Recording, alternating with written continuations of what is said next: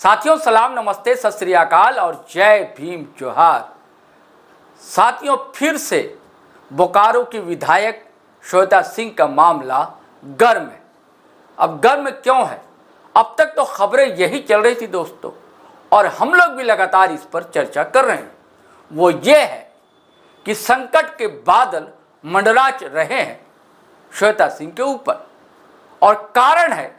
उनका कई voter ID card का रखना और पैन कार्ड भी दो उनके पास बताए जाते हैं। इसको लेकर भारतीय जनता पार्टी हमलावर है, और ख़ास करके जो एक्स एमएलए हैं बोकारो के विरंची नारायण, वह जो है लगातार हमले दर हमले बोल रहे हैं। और भारतीय जनता पार्टी की जो इकाई है झारखंड की, वो भी सक्रिय है और राज्यपाल से लेकर चुनाव आयोग तक शिकायत दर्ज करा चुकी है। और अब ताज़ा मामला ये है कि श्वेता सिंह भी अब मूड में आ गई हैं, आर पार के मूड में। तो हम पूरे मामले को समझते हैं कि मामला क्या है और ताज़ा अपडेट क्या है। दोस्तों, हमारे साथ हैं political editor GT road live के शैलेंद्र सिन्हा, उनसे हम समझने की कोशिश करेंगे। शैलेंद्र जी, क्या मामला है पूरा, आप बताएं। देखिए, अभी जो ताज़ा अपडेट इस मामले में यही है, जो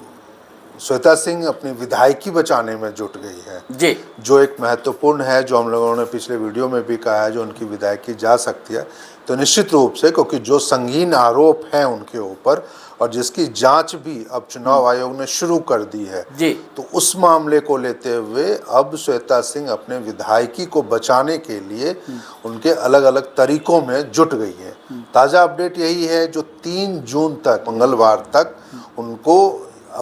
अपना पक्ष पूरे मामले को लेकर, चाहे वो 2 पैन कार्ड होने का मामला हो, चाहे 4 वोटर आइडेंटिटी कार्ड होने का मामला हो, तो उन्हें अपना पक्ष चास की एसडीओ प्रांजल ढाला के पास रखना था, लेकिन वह ऐसा कर पाने में असमर्थ रही। दूसरी तरफ प्रांजल नांडा जो एसडीएम है, और जो विधानसभा चुनाव में विगत जो 2024 में जो झारखंड विधानसभा चुनाव हुए थे, तो उसमें बोकारो की वह निर्वाची पदाधिकारी थी। तो उस समय भी उसके नाते उन्होंने दोनों पक्षों को, चाहे वो आरोप लगाने वाले पूर्व विधायक विरंची नारायण हो, चाहे वर्तमान विधायक श्वेता सिंह हो, दोनों पक्षों को यह कहा था जो 3 जून तक पूरे मामले को लेकर के वह अपनी स्थिति या फिर अपना पक्ष जमा कर दें। विरंची नारायण ने इस मामले को लेकर के अपना पक्ष एवं उसके साथ साथ एक पूरक शपथ पत्र भी उन्होंने दायर कर दिया, लेकिन श्वेता सिंह ऐसा नहीं कर पाई। बताया यही जा रहा है, जो अंतिम समय में, जब वो समय सीमा खत्म हो रही थी, तो अंतिम समय में उनके प्रतिनिधि, जो विधायक प्रतिनिधि हैं और उनके अधिवक्ता हैं, वो एसडीएम कार्यालय पहुंचे और उन्होंने अतिरिक्त समय देने की मांग की है। यानी ये आप कह सकते हैं, जो सीधे सीधे तौर पर जो वह अब रास्ता ढूंढ रही हैं श्वेता सिंह, जो किस तरीके से वो विधायक अपनी विधायकी को बचा ले या विधायक से और अब रह जाए, जुगाड़ लगा रही हैं। जी बिल्कुल, निश्चित रूप से, क्योंकि देखिए, इसमें ऐसा तो है नहीं जो सीधे सीधे तौर पर 4 जिसके पास वोटर आइडेंटिटी कार्ड हो और चारों के नंबर सार्वजनिक हैं, जो 3 बोकारो के एड्रेस पर और 1 बिहार के झाझा के एड्रेस पे हैं, उनके जो अपनी पैतृक जन्मस्थली है उसके एड्रेस पर है, 2 पैन कार्ड है उनके पास। तो ऐसे में तो सीधे सीधे पहली नज़र में ये लगता है जो ये गुनाह है, और इसकी जानकारी तक उन्होंने अपने चुनावी हलफनामे में नहीं दी, जो कि बहुत महत्वपूर्ण होता है। तो सीधे सीधे तौर पे ये कहा जा सकता है जो निश्चित रूप से उनकी विधायकी जानी तय है। अब कितना वक्त लगता है ये अलग बात है। तो इसलिए हमें लग रहा है, जो श्वेता सिंह ने जिस तरीके से अभी समय की मांग की है, अतिरिक्त समय की मांग की है, तो निश्चित रूप से वो कानून के जानकारों के संपर्क में होंगी और उसके आधार पर क्या विकल्प उनके पास हो सकते हैं, तो वो उसमें मतलब कह सकते तब आगे बढ़ेंगी और फिर अपना जवाब दाखिल कर सकते हैं। क्या ऐसा आपको नहीं लग रहा है शैलेंद्र जी कि अलग थलग पड़ती जा रही है श्वेता सिंह? क्योंकि कांग्रेस हाईकमान या कांग्रेस की जो स्थानीय इकाई है, या बोकारो इकाई कह लीजिए या झारखंड की इकाई कह लीजिए, उन लोग किसी तरह की मदद नहीं कर पा रहे हैं इनको। देखिए, ये एक तकनीकी पहलू है। जी। तकनीकी पहलू इस पूरे मामले का इसलिए है क्योंकि सीधे सीधे तौर पर एक तथ्यात्मक गलती उनसे हुई है, विधायक से, और खासकर ऐसी गलती जिसके बारे में सोचा नहीं जा सकता था। यदि आपके पास एक से ज़्यादा वोटर कार्ड हैं, आइडेंटिटी कार्ड है, या फिर एक से ज़्यादा पैन कार्ड है आपके पास, या फिर जो अब नए एक और तथ्य आ रहे हैं जिसमें अभी विरंची नारायण ने जो अपना पूरक शपथ पत्र दायर किया है एसडीएम चास के पास, उसमें यह भी आरोप लगाया जो 2 सरकारी क्वार्टर उनके पास है, बताइए। और दोनों सरकारी क्वार्टर का बकाया तक उन्होंने मतलब कि नहीं चुकाया, और साथ ही साथ उससे संबंधित जो एक नो ड्यूज सर्टिफिकेट जमा करना होता है चुनाव के समय अपने चुनावी हलफनामे में, वो तक नहीं दिया। तो ये तकनीकी जो बातें हैं पूरे मामले को लेकर के, तो ऐसे में संगठन का, चाहे पार्टी का या पार्टी के पदाधिकारियों की भूमिका या पार्टी का स्टैंड बहुत कम रह जाता है, क्योंकि वहाँ मतलब यदि ये कोई आरोप नहीं लगाया जा रहा उनके ऊपर, आरोप नहीं है जो आपके पास 4 है, बल्कि प्रमाण है उन आरोपों का, और यही वजह है जो इस पूरे मामले में वो अलग थलग तो जरूर पड़ रही है। हालांकि कांग्रेस के जो पूर्व प्रदेश अध्यक्ष हैं राजेश ठाकुर, वो लगातार बातें कह भी रहे हैं और उनके पक्ष में बयान भी दे रहे हैं, साथ ही साथ यह भी कह रहे हैं जो इस मामले में चुनाव आयोग को खुद संज्ञान लेना चाहिए था। जो एक से ज़्यादा वोटर कार्ड हैं तो उसमें फिर बीएलओ की क्या भूमिका थी, उन्होंने क्यों नहीं समय रहते उन तमाम जो दूसरे वर्तमान पते पे थे तो उसको क्यों नहीं निरस्त किया। तो अलग बात है ये, लेकिन सीधे सीधे तौर पर तो यही लग रहा है जो लापरवाही की जो एक बात है, चाहे तथ्यों को छुपाने की जो एक बात है जो श्वेता सिंह है, तो उस पर कोई उनके पास और ऐसा नहीं था जिसकी उनकी तरफ से लापरवाही नहीं हुई, या फिर उससे पार्टी को कहीं कोई दिक्कतें आ सकती है। एक और सवाल उठता है, वो ये कि मुझे लगता है कि नैतिक बल तो मजबूत है विरंची नारायण का, क्योंकि जिस तरह आक्रामक मूड में है और बहुत ही आत्मविश्वास से भरे हुए नज़र आते हैं और मीडिया से बात करते हैं, पत्रकारों से अपना पक्ष रखते हैं, या चुनाव आयोग जाते हैं या गवर्नर साहब से मिलते हैं, तो ये जानकारी क्या विरंची नारायण चूक कर गए थे? चुनाव के दौरान उनको ये सब जानकारी नहीं थी। अगर ये जानकारी होती तो हो सकता है कि उनका पलड़ा फिर भारी पड़ जाता चुनाव के दौरान, हो सकता है कि फिर विधायक जो है रिपीट कर जाते विरंची नारायण। नहीं, देखिए, ये जो एक तकनीकी पहलू तो निश्चित रूप से है, लेकिन चुनाव के समय इसलिए ये चीज़ें सामने नहीं आ पाती हैं क्योंकि उस समय आप खुद समझते हैं जो चुनाव का प्रेशर काफ़ी होता है नेताओं के ऊपर, और वो सबसे पहले जो प्राथमिकता उनकी ये होती है जो पहले वो अपना जो भी नामांकन पत्र है वो बेहतर तरीके से भर सके, उसके एक एक पहलू को ध्यान में रखते हुए चाहिए। तो निश्चित रूप से उस समय फोकस जो होता है वो उनके अपने नामांकन पत्रों के सही तरीके से भरे होने का, नामांकन पत्र स्वीकृत होने का, और फिर चुनाव बेहतर तरीके से लड़ने का एक मामला होता। बाद में क्योंकि इसमें जैसा विरंची नारायण का पूर्व में जो आया था मीडिया में बयान, उसमें उन्होंने ये स्पष्ट तौर पे कहा जो कई लोगों ने उनसे संपर्क करके और ये जानकारी उन्हें दी, तो ऐसे में ये आप समझ सकते हैं जो निश्चित रूप से वो स्थानीय लोगों के द्वारा, या फिर ये कह सकते हैं जो श्वेता सिंह के जो विरोधी पक्ष रहे होंगे उनके द्वारा ये जानकारियाँ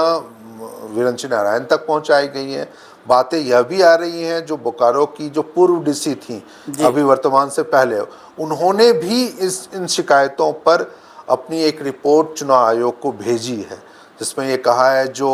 वर्तमान विधायक श्वेता सिंह के पास 4 वोटर आइडेंटिटी कार्ड हैं, तो इसमें आगे के पक्षों में या आगे के किन बिंदुओं पे इसकी जांच होनी चाहिए। तो निश्चित रूप से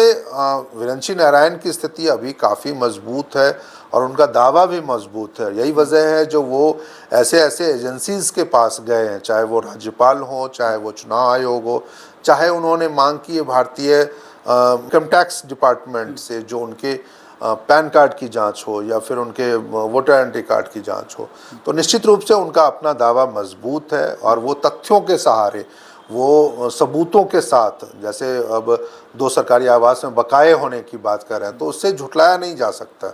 तो ऐसे में निश्चित रूप से विरंची नारायण काफ़ी मजबूत स्थिति में है, और इस मामले को यही वजह है जो उन्होंने एसडीएम के समक्ष जब अपना शपथ पत्र दायर किया, पूरक शपथ पत्र, तो उसमें भी उन्होंने यह आग्रह किया है एसडीएम से जो इस मामले की जल्द से जांच पूरी निष्पक्षता के साथ जांच करके, जांच रिपोर्ट के आधार पर अग्रेतर कोई कार्रवाई हो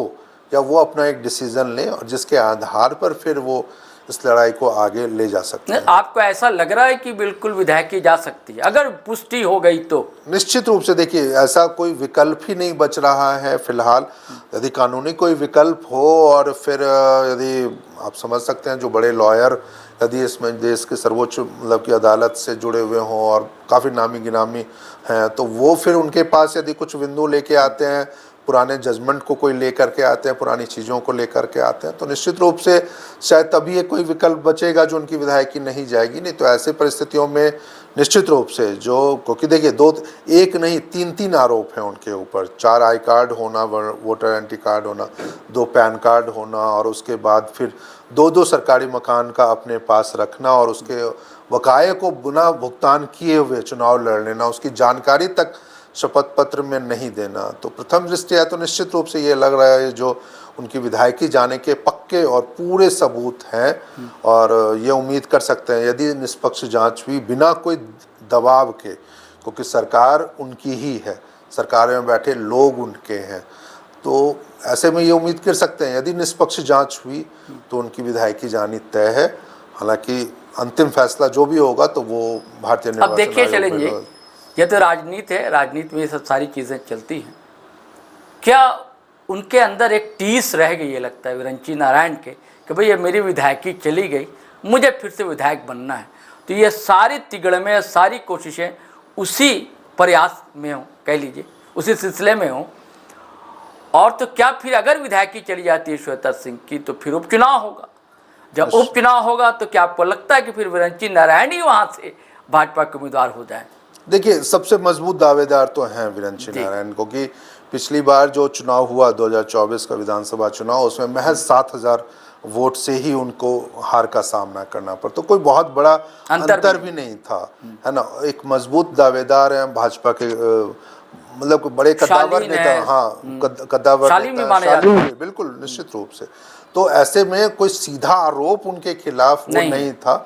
अलग बात है जो वोटों का बंटवारा ऐसा हुआ इस बार, क्योंकि आप समझ रहे हैं जो जयराम महतो की नई नवेली पार्टी भी इस बार चुनाव मैदान में थी और उनके उम्मीदवार भी उस जगह पर थे बोकारो से प्लस आसपास की चीज़ों से, तो उसका भी एक प्रभाव पड़ा था। तो आमने सामने की लड़ाई नहीं थी, तो निश्चित रूप से उपचुनाव होगा तो सबसे ज़्यादा दावेदारी जो है वो भाजपा की ओर से वो विरंची नारायण की ज़रूर होगी। और दूसरी तरफ ये आप कह सकते हैं जो कांग्रेस की तरफ से भी नए दावेदार के रूप में तो फिर से श्वेता सिंह ही आएंगी, क्योंकि अब विधायक रहने का भी एक अनुभव उनके पास है, साथ ही साथ जो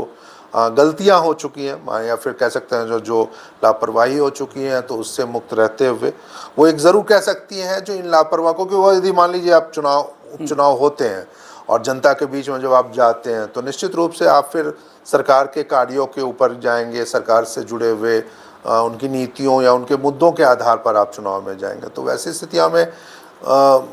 जनता के ऊपर ये निर्णय होता है जो वो विरंची नारायण को फिर से विधायक बनाती हैं या नहीं बनाता है। लेकिन ये तो ज़रूर है जो विधायकी उनकी जाएगी, पक्का है, ये तय है। और जब तक कि कोई कानूनी अड़चन इसमें और ना आ जाए या फिर कोई एक टाल मटोल वाली स्थिति ना आ जाए, फिर तारीखों की चीज़ें ना आ जाए, तो ऐसे में उम्मीद हम यही कर सकते हैं जो कब तक अब श्वेता सिंह को समय मिलता है चास एसडीएम की तरफ से अपना पक्ष रखने का, और उन पक्षों में वो क्या रखती हैं, क्योंकि अब तक तो यही एक बात सिर्फ सामने आई थी जो उन्होंने कहा था जो 4 वोटर कार्ड में उनकी कोई गलती नहीं है और वो सिर्फ वहाँ के जो VLO हैं जो बोकारो के, और वो उनकी गलतियाँ रही हैं। दूसरी जो पैन कार्ड वाले में उन्होंने कहा जो पिछले कई सालों से उन्होंने सिर्फ एक पैन कार्ड का उपयोग किया है, दूसरे पैन कार्ड उनके उपयोग में नहीं रहा। तो ये देखना होगा जो कि उसके आधार पर क्या उनकी विधायकी बचती है या नहीं बचती है, या फिर क्या अपना पक्ष वो रखती है, ताकि आने वाले दिनों में इस मुद्दे का कोई एक हल निकल सके या इस पर कोई राय निकल सकती है। तो साथियों, सारे जुगाड़ सारी तिगड़ में श्वेता सिंह लगाने पर आमादा है।